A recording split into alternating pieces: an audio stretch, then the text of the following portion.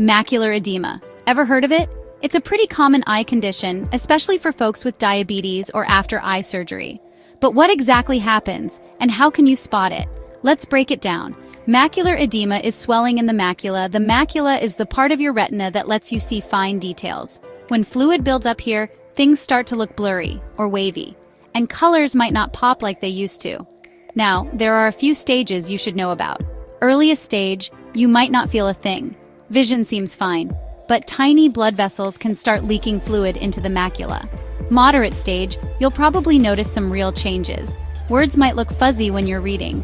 Faces seem a little out of focus. Straight lines may appear bent or wavy, almost like you're looking through water. And colors? They just seem a little duller.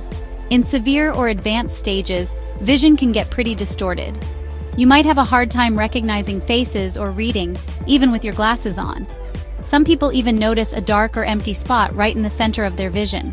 Driving or doing close-up work can become tough. So what should you look out for?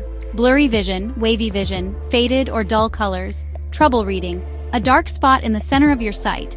If you notice any of them, don't wait around. Macular edema can be managed, but early treatment is key to protecting your sight. That's your quick breakdown of macular edema stages and symptoms. Keep an eye on your vision, and if something feels off, get it checked.